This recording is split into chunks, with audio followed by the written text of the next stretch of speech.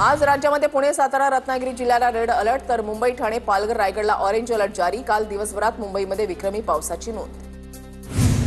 मुंबईतील शाळा महाविद्यालयांना आज सुट्टी। हवामान खात्याकडून मुंबईला रेड अलर्ट जारी करण्यात आल्यामुळे प्रशासनाचा निर्णय। मुसळधार पावसाच्या पार्श्वभूमीवर ठाणे, पालघर जिल्ह्यातील शाळा महाविद्यालयांना आज सुट्टी जाहीर। पालघर जिल्ह्याला आज रेड अलर्ट।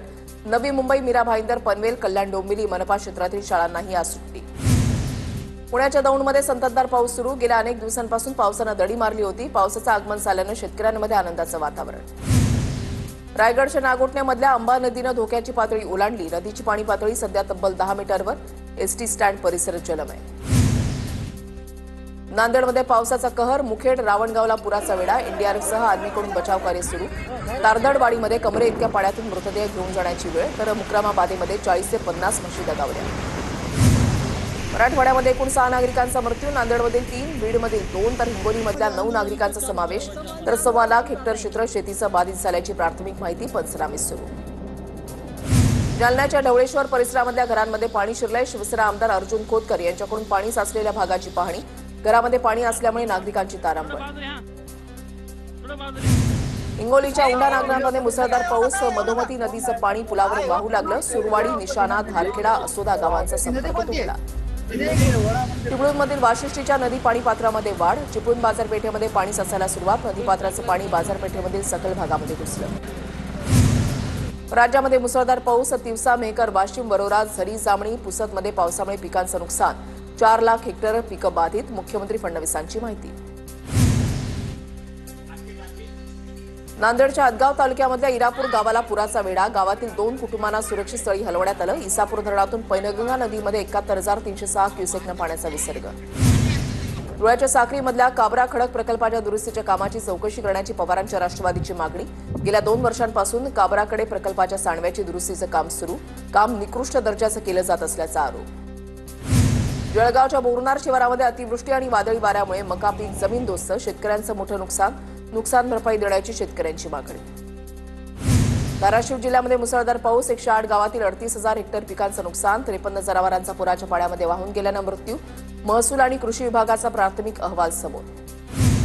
राज्यामध्ये मुसळधार पाऊस। तिवसा, मेहकर, वाशिम, वरोरा, झरी, जामणी, पुसदमध्ये पावसामुळे पिकांचं नुकसान। धाराशिव जिल्ह्यामध्ये मुसळधार पाऊस। 108 गावातील 38,000 हेक्टर पिकांचं नुकसान।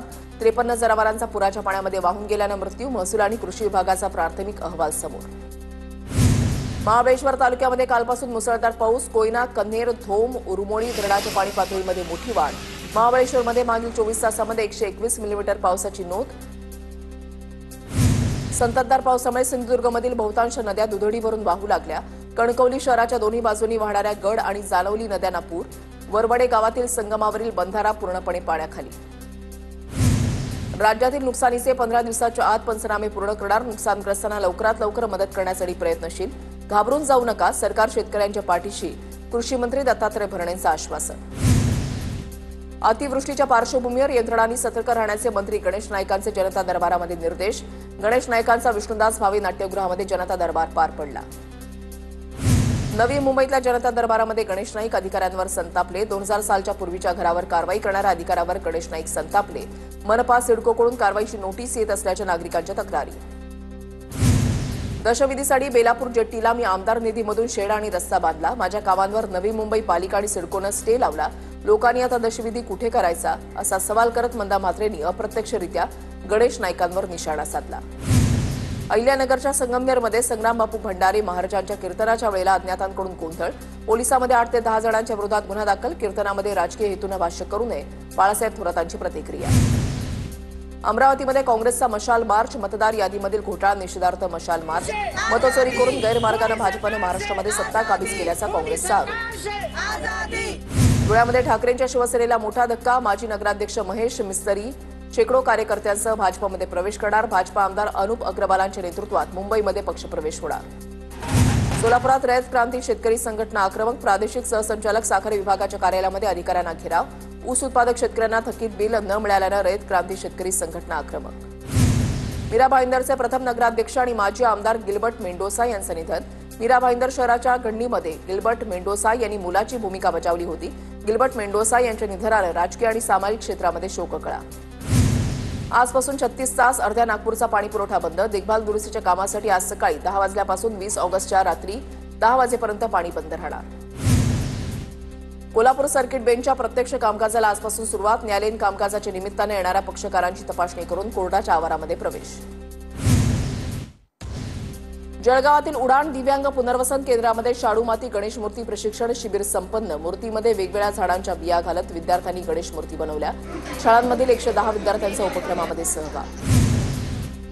जळगाव बाजार समितीचे सभापती श्यामकांत सोनवणेंकडून पदाचा राजीनामा. सोनवणेंनी जिल्हा उपनिबंधकांना राजीनामा सुपूर्द केला.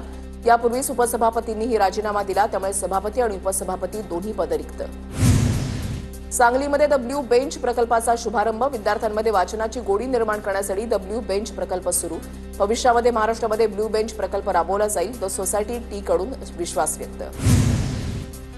नंदुरबार शहरामध्ये सीसीटीव्ही कॅमेरे लावले जाणार. 7,50,00,000 रुपये खर्च करून शहरामध्ये सीसीटीव्ही लावणार. जिल्हा नियोजन समितीमधून मंत्री माणिकराव कोकाटे सीसीटीव्ही कॅमेऱ्यासाठी निधी देणार. जळगावच्या 40गाव शहरामध्ये मोकाट जनावरांचा हैदोस. काही दिवसांपूर्वी मोकाट जनावरांचा लहान मुलांवर हल्ला. मोकाट जनावरांवर कठोर कारवाई सुरू. नाशिकच्या मालेगावमधील किल्ला हनुमान मंदिराच्या जागेवरून वाद. मंदिराची जागा विकण्याचा प्रयत्न होत असल्याचा वकिलांचा आरोप. आम्ही जागा विकत नाही, राधिका राजे बहादर यांनी आरोप फेटाळले. गडचिरोलीच्या आंबेझरी गावाला 70 वर्षांनंतर एसटी बस मिळाली. दुर्गम भागातील नागरिकांकडून पारंपरिक वाद्य वाजवून बसचं स्वागत. सांगलीच्या कोकरूड माळेवाडीमध्ये बिबट्याची घरामध्ये शिरत दहशत. बिबट्याला बंदोबस्त करण्यात वन विभागाला यश.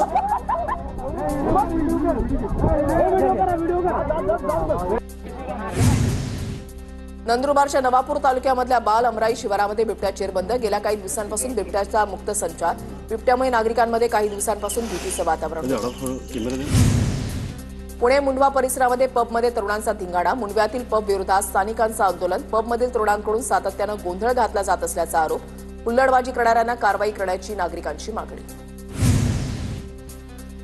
बीडच्या साखरवाडीमध्ये नारळ विक्री करणाऱ्या महिलांमध्ये तुंबळ हाणामारी. पोलिसांनी मध्यस्थी करत वाद सोडवला. जखमींना महिलांवर नेकरू इथल्या शासकीय रुग्णालयामध्ये उपचार सुरू.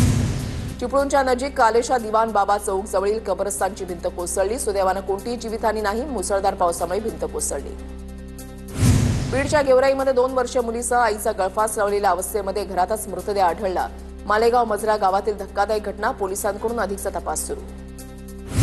नागपुरात दुचाकी चोरणाऱ्या 2 जणांना पोलिसांकडून अटक. आरोपींकडून 9 दुचाकी आणि घरगुती गॅस सिलेंडर जप्त. इरफान हमीद शेख आणि शेख शोहेल उर्फ लाला शेख जाबीर अशी अटक केलेल्या आरोपींची नावं. बीडच्या केसमधील आडसमध्ये मोटार रिवायडिंगचं दुकान चोरट्यांनी फोडल्याची घटना. 3 चोरटे सीसीटीव्ही कॅमेऱ्यामध्ये कैद. रत्नागिरीच्या चिपळूणमध्ये थार चालकाची रिक्षा आणि ट्रकला धडक. अपघातामध्ये 5 जणांचा मृत्यू. अमेरिकेमधल्या व्हाईट हाऊसमध्ये ट्रम्प आणि झेलेन्स्की यांची भेट. युद्धामध्ये अनेकांचा मृत्यू होतोय, हे आम्हाला थांबवायचंय. ट्रम्प यांची प्रतिक्रिया. तर पुतीन यांच्यासोबत चर्चा करण्यास झेलेन्स्की तयार. युक्रेन आणि रशियातील युद्धाला जो बायडन जबाबदार, ट्रम्प यांचा आरोप.